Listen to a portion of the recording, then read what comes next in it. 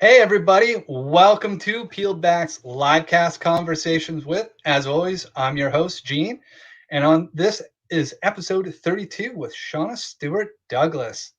Thank you so much for being on the show. So let's tell you a little bit about Shauna.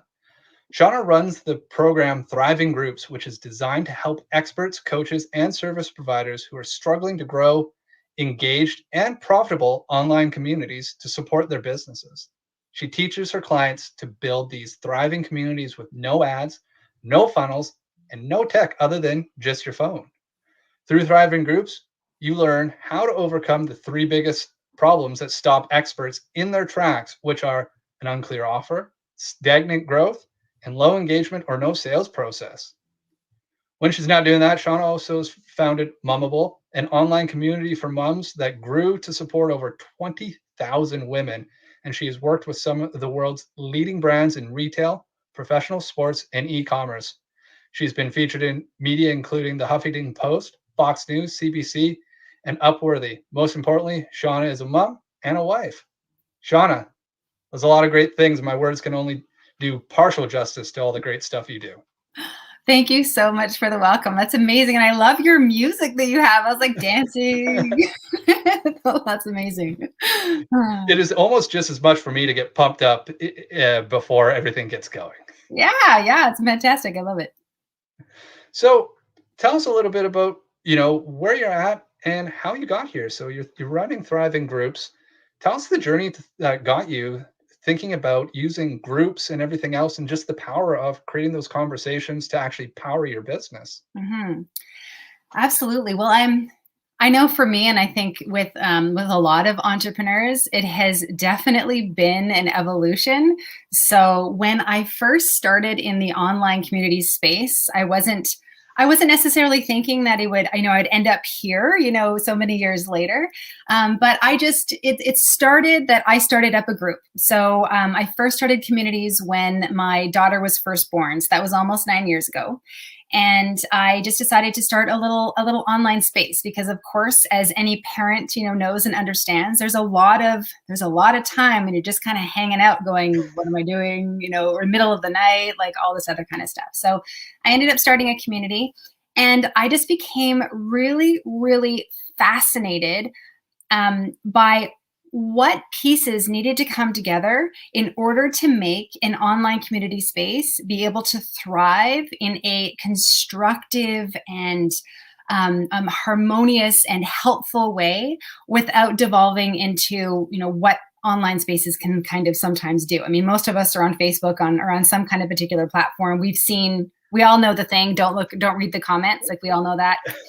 So I know I spent a lot of time just kind of really trying to break that down. I made heaps of mistakes, did all kinds of things like over adminning, doing all these various things. And then eventually I just kind of really came around to starting to see a bit of a flow in some of the pieces that kind of needed to come together in order to make that possible. So it just really grew. So then I went from having this online space and having it kind of grow, ended up building a platform to further support other platforms, which is Mommble, as you mentioned. And then I ended up finding that there was a lot of people going, how do I do this? How do I build a group, and how do I make it happen? And how do I keep it engaged? And then how do I actually monetize it? And so it just kind of kept on evolving. And then, here I am. Now here you are. The one thing that stands out in all that, you talked about some of those mistakes that you've learned along the way, but I imagine they probably have unlocked a lot of power for you being able to look at those in a healthy way. So one is like, out of all that, like what was your, I'll brand it your favorite mistake, but the one you're like, wow, that that was an experience. Yeah. Oh my goodness. Well, I mean, there's definitely a few. I would say so. One thing that pops to mind. So one of the things that I said was that one of the mistakes that I made was the fact that I over admined. So one of the things that I was doing for a while is that I was kind of jumping in and I was trying to manage every single little thing. Like I was trying to monitor every comment. I was trying to be the one who was kind of really propelling everything all the time. I was really sort of in absolutely everything, sort of all the time. Right. And eventually I realized that not only is that sustainable, it's actually something that doesn't work at all. And it was kind of interesting because I had a conversation with someone a couple of years ago, and he was in the city planning space. So it kind of sounds like a little bit of a strange sort of like mashup, but he was talking about roundabouts. And as he's describing roundabouts, he was talking about how when you're designing a roundabout, this all comes together. I promise you, this all comes together. So when you're talking about roundabouts and navigating all of that, he said that it's really important that you don't make it so absolutely brainless, because if you do, what happens is that people don't pay attention, and they don't pay attention to all the other traffic that needs to come in and kind of go out. And it was a bit of a light bulb moment, because I was like, that's exactly the same thing that happens in online communities. So if you go and over admin it, or if you over police it, if you're in on everything, then what happens is that everybody stops paying attention and managing themselves. And then you end up creating a community that is heavily dependent on you. And that's not necessarily something that you always want. I mean, that's not sustainable. Just like if you had to have a police officer stationed at every single roundabout, kind of making sure that everyone was doing the right thing, that would quickly get incredibly expensive. So that's something that I kind of found with online spaces as well, is that it was really important to be able to set it up in a way that it was self-sustaining, and it would kind of foster that engagement and growth on its own without necessarily needing me so heavily. Right. That's kind of one like general one, but honestly, I've made so many. Well, the roundabout's an interesting analogy or metaphor. Is like you are then crafting the right places for people to come into the conversation and leave the conversation, and know the rules enough to be able to do it without missing a beat, right? Like a well executed roundabout takes a little bit of like, oh, what's going on here? Then you can understand how you flow within it.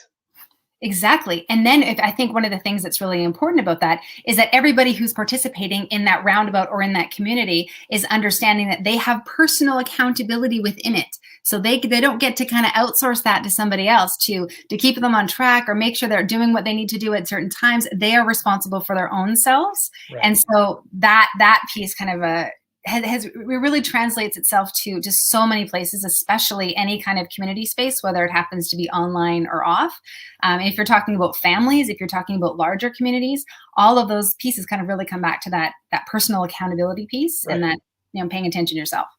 So the success is like structuring it just enough that people understand what their accountability is to be a good provider in it as well. Probably here's what happens when you don't, right? And how do you then leverage that so you're not the community police, right? There's some groups that I'm part of that the admins don't even ever show up, and can be free for all. But on other ones, I agree. Like I never even thought about it, but the ones that are heavily admin are just like, no, you're just trying to curate this conversation.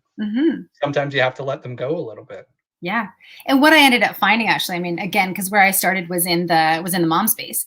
And then I found that when I was kind of stepping in all the time saying, be nice, this is what she meant. If I was like constantly doing that, what I found, or the sense that I got, was that people would just go ahead and do anything because they knew that Shauna would just come in and delete it.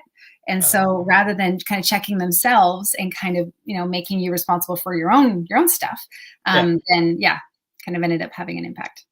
Oh, so it had that adverse effect where you're like, play nice, everyone. And they went, well, she'll just kick us out anyways so let's find out how far we can take this. And how safe can we be behind the keyboard. Yeah, exactly. Crazy. Exactly. So now you've taken that from Mommble, and now you've created your next step around the thriving groups community. So tell us a little bit more about, how you're going in there and helping coaches, and like, even in the write-up, it talks about all you really need is your phone, and there's no ad or no sales, which to some, well, there is sales process. So you talk about that Mhm. being one of the challenges, but like no ads and just being that organic engagement. Mhm. I think that's something that probably like boggles somebody's mind, going, well, how am I going to like be profitable if I'm not spitting out ads all the time? Yeah. Well, one of the things that I've really found in the clients that I work with is that oftentimes there are those kind of gap sort of spots that you mentioned kind of right in the beginning there. So what I have found is that having ads, doing all of that kind of stuff is absolutely fantastic. Like I have absolutely no qualms with ads. You should absolutely do them. They're absolutely fantastic. But one of the things that we want to make sure of is that we understand all of the steps and conversion points along the way. And a really great way to get a handle on that is organically first. So if at first you can go through and you really understand who it is specifically you're speaking with, exactly how you can speak in a way that in an incentivizing kind of language that's getting them to raise their hand, that's getting them to kind of jump into your sphere or into your ecosystem. If you can really get down and solid on that all along the way, then absolutely, once you've got all that nailed, then for sure, absolutely start going into ads and start doing all the rest of it. But you want to get it organically first, so that you can, you're not ending up kind of pouring a bunch of ads onto things and then thinking, oh my gosh, you're spending all this money and then not seeing the conversions. But really, it's just because there was pieces along the way that you hadn't really systemized yet and kind of got it well oiled kind of quite yet. But yeah, so essentially what I find is that there's kind of pieces there. So one of the things that I found when people ended up starting groups is that they end up thinking that it's kind of like a build it and they will come kind of situation. So they will just go ahead and build it. People will come and then they're just going to buy whatever. They're just going to buy their stuff just because of the fact that they're there, right? And one of the things that I kind of see again and again and again and again is that most definitely is not the case. And so the sort of the bedrock of everything is getting really, really clear with exactly what your offer is and translating that for attracting from a Facebook or a platform kind of standpoint. So partially what that means is getting really clear on the one key target demographic that you are reaching out to, the one key problem that it is that you solve for that particular group. And as you get a lot more clear on those pieces, it makes it so much easier to go out and hunt basically kind of around Facebook and around other platforms to be able to find them and then get them to engage in your ecosystem because of the fact that you're speaking their language, right? I mean, you're speaking exactly to the issues that they have, so then you can more easily attract them. Okay, so it's what I take from that is, ads are powerful. They are powerful, right? And then what that the trap is, you don't understand your process or even what you're selling, and you're hoping to maybe camouflage that with like pouring a bunch of good money on top of ads on top of a thing that doesn't convert. And you'll get lucky, but it's not consistent or sustainable. No, absolutely, for sure. And so we want to make sure that there's several different places that you need to be kind of having out there. So as an example, just as a general example that I think we can all kind of be familiar with, say you happen to be a chiropractor, for example. And now obviously this is a very local based business, but the illustration kind of applies. So most chiropractors can help anybody, right? They can help anybody with a whole slew of things, a whole bunch of things. Yeah. However, if you go into their business, you're probably going to see that 80% of their business comes from women within a particular age demographic and that are dealing with a particular kind of thing, whether it happens to be acute pain or something like that. Maybe you also have another chiropractor and really all of their clientele is all athletes and they're all professional athletes and they're all people who are trying to get some kind of like that next level of performance kind of things in there. Now, if you're thinking about that chiropractor and how it is that they are speaking, the one who is speaking to the professional athlete obviously is going to speak in a different way that is going to incentivize action in a different way than women who are within a particular age bracket who are dealing with acute pain. It's a different message. It's a different way. Of course, it's the chiropractor both of them could do both, but they've kind of chosen to kind of really focus. And so I find that oftentimes that with coaches, with experts, it's a similar kind of thing in the sense that they could help anyone do all kinds of things. But what we want to do is we want to make sure that we've really narrowed it down, get really kind of drilled in, and the more specific, the better. It's scary. I understand that it's really nerve-wracking to do that, because you end up being a little bit worried that you're going to go and leave money on the table. Because you're like, oh, I don't want to, I don't want to kind of miss out on anybody, because I really could help you and I really could help you. But getting more drilled down makes it so that you can run farther, faster with that particular sliver. Go for it. Get those systems down. Get those processes down. Then, by all means, once you've kind of nailed that, then go ahead and kind of get onto the next sliver, and then you can go ahead and go there. But generally speaking, I would recommend that you focus on that one key target demo, that one key problem, and do it for like 1 year. One particular platform. Just really, really focus on it and run with it for a concerted, effort of time, and then by all means, then go ahead and kind of branch out from there. Right. So it's like you can sum that down to the riches are in the niches, and really understanding that is the key thing. Like one of the phrases you said there that makes me cringe all the time is, I'm leaving money on the table. Be like, by not solving this one problem that you're here to do really good at, yes, you're right. You are leaving money on the table, right? They're throwing out a huge net.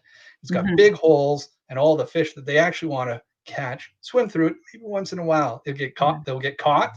Be like, look, it works. Be like, no, that's just a fluke that works, right? How can you get to it?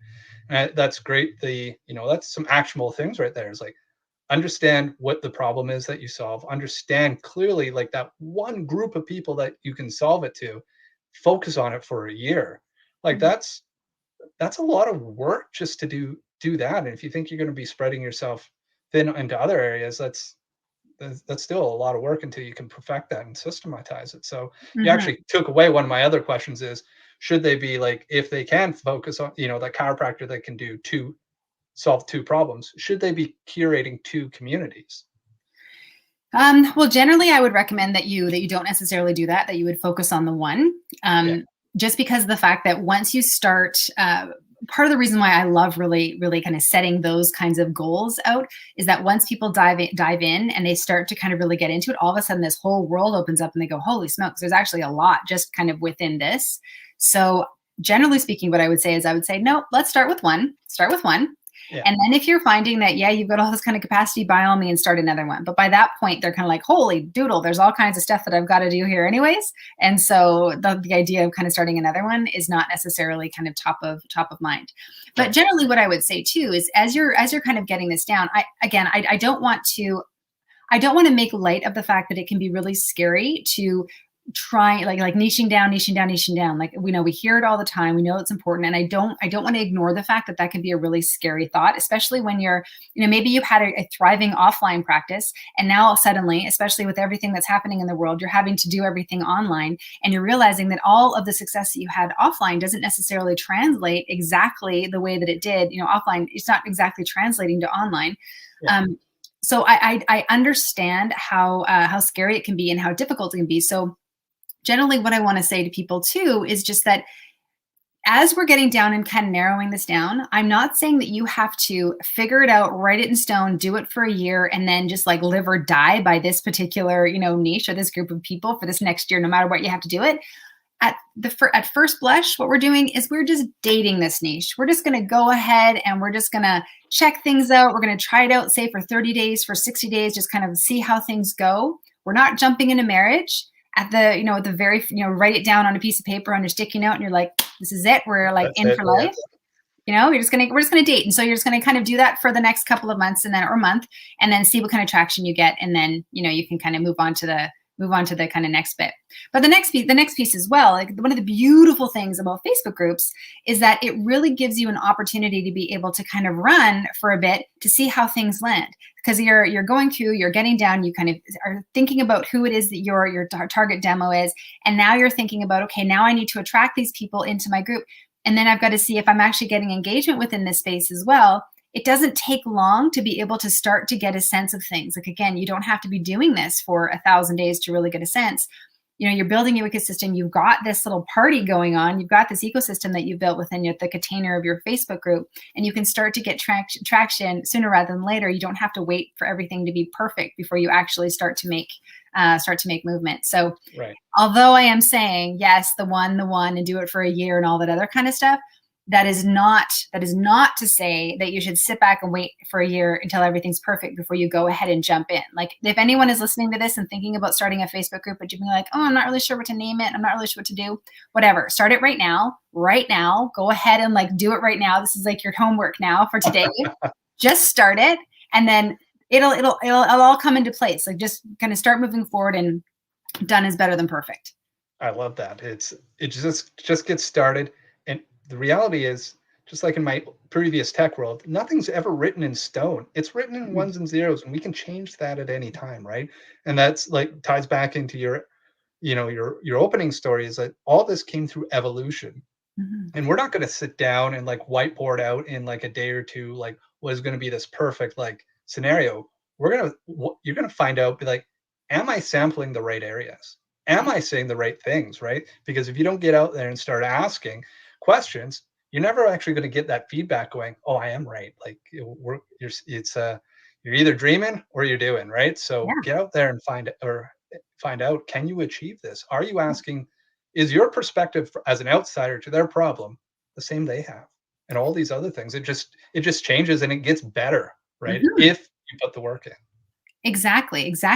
And just because then you start getting that data. And then when you're having that data, when you have that information, then now you're able to go, okay, now you try something, because it's all an experiment as well. Like, just like what you're saying, you're getting information. If you can just think about everything as an experiment, and you're just thinking about the fact that you're going to give it a go, and you're going to post things, you're going to see what's happening there. You're going to build that's one of the great things about email, Facebook groups as well. You're building your email list at the same time, because you can be collecting email addresses at the same time. You're going to put things out there. You're just going to see what happens. And if you can come at it really from a place of curiosity, then it can be so much more fun and so much less scary. And again, you can get so much farther faster. And then the beautiful side effect is too, if you're thinking about it from a experimentation standpoint, then it's less about taking it personally and less about, oh my gosh, are they rejecting me? Is this about me? And it's more about we're just trying to figure out what resonates. We're just trying to figure out what lands, and kind of running from that point. Yeah, I love the power of curiosity. Kind of starts to pull all those other like ego barriers down. If you're truly curious about it, then you're going to dig, you're going to poke, and you're going to maybe get zapped once or twice, but you're going to still keep trying to figure out how to serve it best, because it still resonates, right? Yeah. I was working with a client, and she felt like her perfect audience was women in leadership roles. And then she was finding that the way, she wasn't sure why, but what she was finding was that what she was saying was really resonating with men. She's like, this is a surprise. I'm not really sure why, but this is kind of how it's going. And so, that, which is perfect. It's really great to know that. And then, you can do something with that. So that's an example of a client that's looking at it going, wow, I'm getting all this feedback, and going, oh, I guess I'll accept this feedback as like the real deal. What do you do in those situations when you've got those clients that are getting the feedback and are still refusing to see it, going, no, it's got to be this way? Be like, how do you work with somebody to get around that?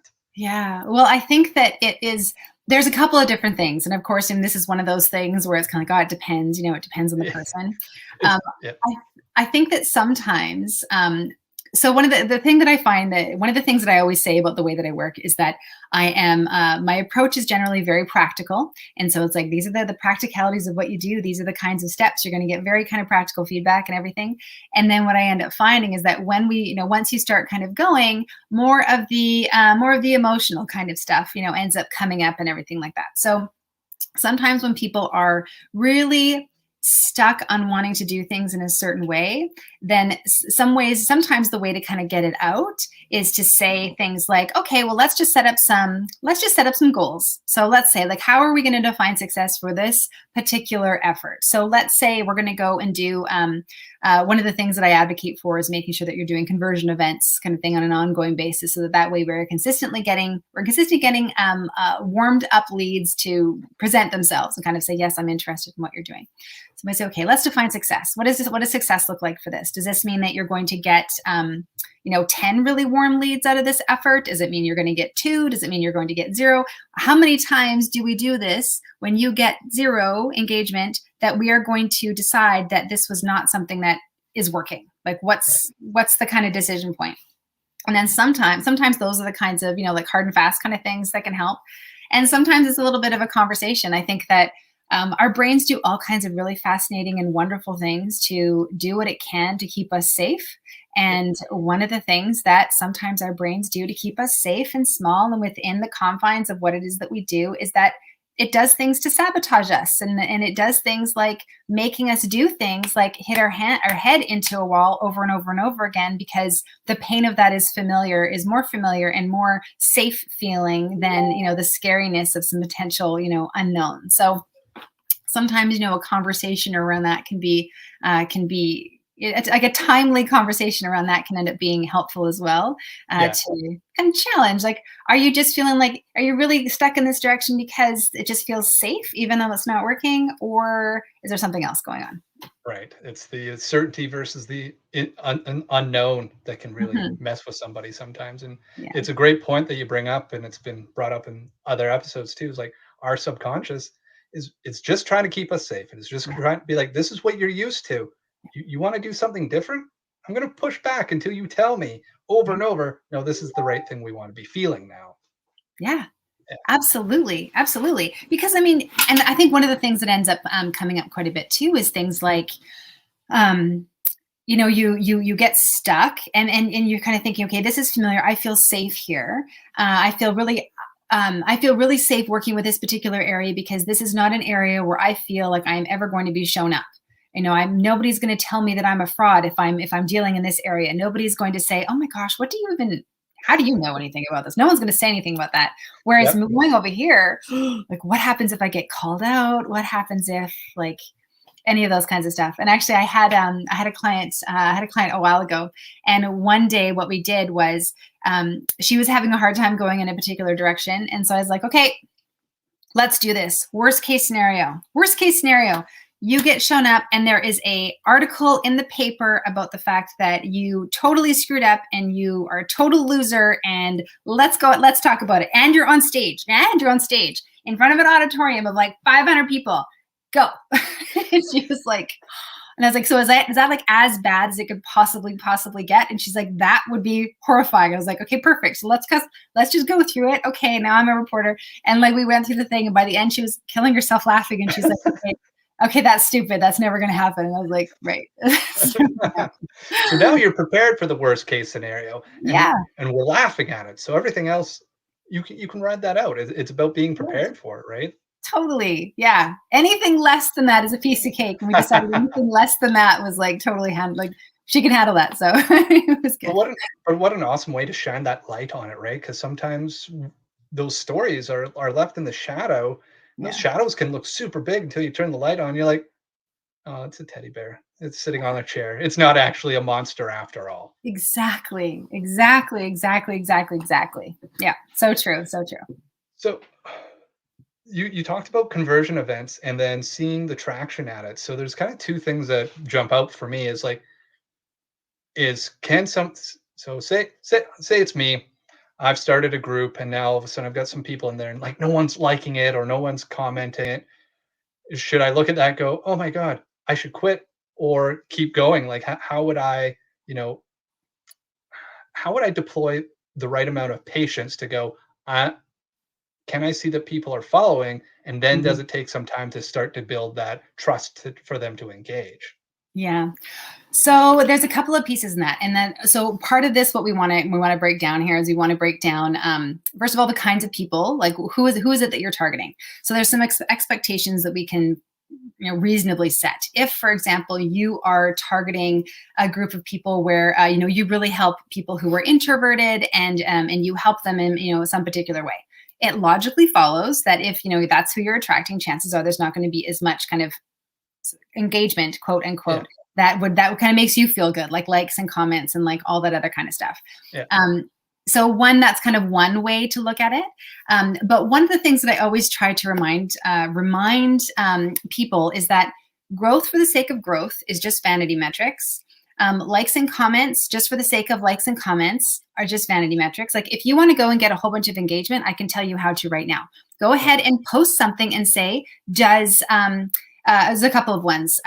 Does pineapple belong in pizza? Oh. Go ahead, post that. That is very contentious. Everyone has lots to say about that. You can ask things like, what kind of ice cream? The only kind of ice cream is pistachio. Fight me, like, yes or no. Come at me, bro. Right.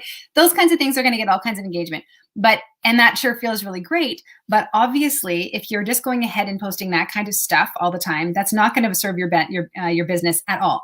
Do we need to do a percentage of that? Yes, we do. We need to have a certain amount of that because of the fact that we are needing to cater to a certain extent to the Facebook gods algorithm, so that way your profile ends up being seen as one that is interesting, is one that is going to help Facebook sell more ads, is one that's going to kind of be beneficial to the platform in that way, because of course the platform wants you to engage. So those are kinds of things that you want to do somewhat on a somewhat regular basis, on a weekly basis. Actually, you'd want to make sure that you've got something like that going on.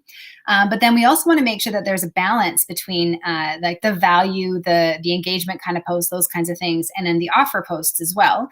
And you want to make sure that that is going through on a weekly basis too, because if you don't go and do that kind of thing, then what ends up happening is that you basically get friend zoned. Like you just kind of, you're safe, you're just always kind of just giving. And in addition to the fact that that is just a recipe for burnout, if that's all you're ever doing, people don't ever necessarily see you as a reasonable or as a plausible, source of actually really solving their problems and kind of getting them to kind of take the next step.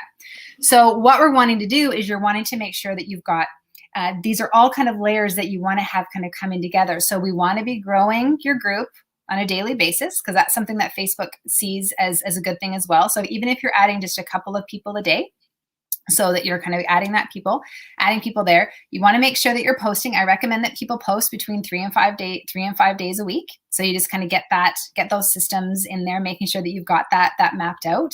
So you've got that kind of coming through as well. And then we want to make sure that we are always using your Facebook group, and you're always seeking to develop further engagement, not only from a likes and comments perspective, but from a engaging with each individual member perspective. So that is things like, welcoming them in and messaging them directly, and what's going on, and having all these conversations going on, not only in the group, but also behind the scenes as well. So they're all pieces that kind of need to come together. And so you've always got these targets that are going through on a weekly basis, such as how many new members did you add to the group this week? How many appointments did you set? How many sales calls actually happened this week? How many sales did you actually convert this week? So these are all numbers that end up coming together to help you determine whether or not you have a thriving group, so to speak. So it's not necessarily any one particular number. Although what I usually find is that the people who first start groups is they get really they start to get really uncomfortable and frustrated with the fact that no one's liking or commenting, and they end up feeling a little bit self-conscious about it, because it feels like you're standing in an auditorium and everyone's staring at you and nothing is happening. Like it ends up feeling like that, although that's not what's happening. That's not the participant's experience. Yeah. So it always takes a certain amount of time to get people off of the likes and comments. Just like focusing on that and getting them to see that it's actually a combination of pieces. But essentially, like if you're going through and if you have 10 sales calls and you don't convert any, I would say that that's probably a reasonable number to kind of determine that chances are this probably isn't working. This particular one, what are some changes that need to be happening? Right. So I love that you talk about vanity metrics. I share about that a lot as well. Is they feel good, they're instant gratification, right? So what's that long-term play? And it's like seeing how you talk about them all layering up and actually playing together is truly important. So when you were talking about posting that 3 to 5 times a week, is that within the group or like outside of the group to support like driving new membership, or is it a little bit of column A and column B? Yeah, it's a little bit of both. It's a little bit of both. So you want to have, you can be making sure that you're posting regularly within your group, but then there's also things that you can be doing to outside of your group, whether it's on your personal profile or on your, in other groups as well, because there's a couple of different pieces that come together to help you grow your group as well. So people sometimes think that it's only going to be, there's only one way, but there's not. There's multiple ways. There's, I've got some people who have grown their group just with a couple of tweaks, and they have gone and just blown up their group. It has just kind of grown by leaps and bounds, and they actually had to make some changes back to slow down the growth because they couldn't keep up. And that was mostly organically that was happening. And that's amazing. And so that doesn't happen in every niche, but it happens in some, which is fantastic. So you've got the organic piece that's there. You've got the attraction piece that's there. So posting that incentivizing content, whether it happens to be within your personal profile, whether it happens to be in other spaces, in other Facebook groups, on other platforms that are, helping to kind of really speak to the problems that they need solving, and then letting them know that you're solving those right within this particular space. So there's the attraction side of things. There's things on the like on the connection side, and those direct invitations. There's that side as well. Then there's things on the nurturing side. So there's all of these pieces. And often what I usually tell my clients as well is that what we have to do is we just need to get down to what that secret sauce is for you, that you know for yourself, that you can turn it up or down depending on what your goals are. Like perhaps you've got a challenge coming up, you've got a webinar coming up, you've got something, and so you really want to turn up the growth for a bit to kind of really prime your group for that event that you have coming up. Then you can do that. But it takes a little bit of time, because some people, like, there's no point in me saying, yeah, okay, just go ahead and find all the people, and invite them all, if that's something that you're never going to do. Because there's no point in deciding that your main thing is something that you hate, because if you hate it, you're not going to do it. You're not going to be consistent with it. And then you're going to say that Facebook groups don't work, which isn't true. They totally work. You just have to get down to figuring out which of all of these little options, and there's a bunch, which of these options are ones that you're like, yeah, I can totally do this on an ongoing basis, that keeps that flow coming for you. But it takes, there's a bit of trial and error, right? Just like anything, where you just have to figure out what that secret sauce is for you. Right. It goes right back to that sampling.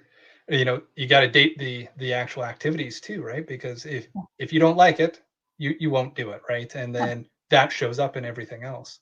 And then just having the groups themselves for the sake of having them, that could be a source of burnout. If you talk about conversion event slots, like if you're just doing all this and going, okay, what's next? Like, that runs out of steam really fast. Yeah, exactly. It gets too tiring, it's too exhausting, and it gets frustrating, and you get resentful. And then that ends up, if you're coming from a place, out of integrity, and you just feel kind of frustrated and irritated all the time, that's absolutely going to translate in the content that you're creating and the way that you're speaking to your potential ideal clients. That's definitely going to come through. So you've got to make sure that it's all in alignment with you, that it resonates with your audience, all of these kind of pieces, which it always kind of comes back again to be you. Let's not try to emulate someone else. There's certain things that you can just go ahead and copy and paste, for sure. I give my clients lots of scripts, lots of things that you can just go ahead and copy and paste, for sure. Copy and paste. And some things that I say, don't change this. Don't add your spin to this yet. Just do what I'm telling you to do. Do exactly that. And then once you kind of get that down, then by all means kind of tweak it and, do all that kind of stuff. So there's some things like that. Absolutely. But then of course, at the end of the day, we're creating a community, right? We're not creating a machine, even though I talk about it like a machine sometimes, because there's systems and steps, but it's a community. It's a living, breathing thing. They're human beings that are there, and they're there because of you. So you really want to make sure that you bring yourself to it, which is going to be things that you enjoy doing. And there's going to be pieces that maybe you don't like as much. And that's, I think, the case with every single business or job or anything like that. But, if you can get down to kind of knowing that the 80% are things that you can kind of really run with, then you'll be humming along.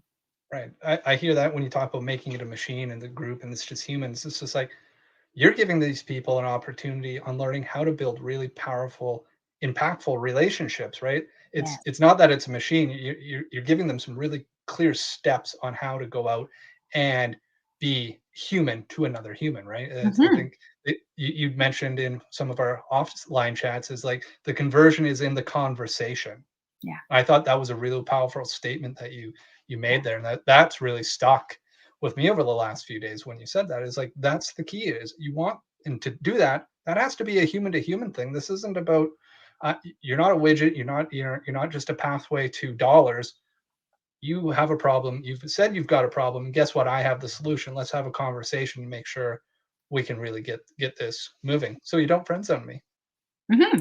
Absolutely. Absolutely. Absolutely. Totally. Yeah. You've got it. Yes. I'm preaching. You've converted me. Yeah, no, exactly. That's exactly it. So, like I said at the top of the thing, 40 minutes is going to fly by, and I just saw the timer flip over to 40 minutes. I want to give a little bit of time for you to talk about your thriving groups and the 12-week program that you've got going on, and talk to people about who it is, who's the right fit and what they can expect from that. Sure, sure. So yeah, so I work with experts, I work with coaches, I work with service providers on building a thriving, profitable Facebook group. So this is essentially a way of being able to get a constant flow of leads into your business, because that of course is the lifeblood of your business, right? So we want to get you into a place where you're able to kind of turn that tap up or down depending on, whatever it is that happens to be going on in your life generally, so that way you kind of consistently have that ongoing influx. And so yeah, so it's a 12-week program. Everything is online. We've got group calls that happen on a weekly basis, ongoing support, and a library of video content as well, so that it's all very step by step. And so the idea is that you go through each step, you're executing on an ongoing basis. You've got that homework there.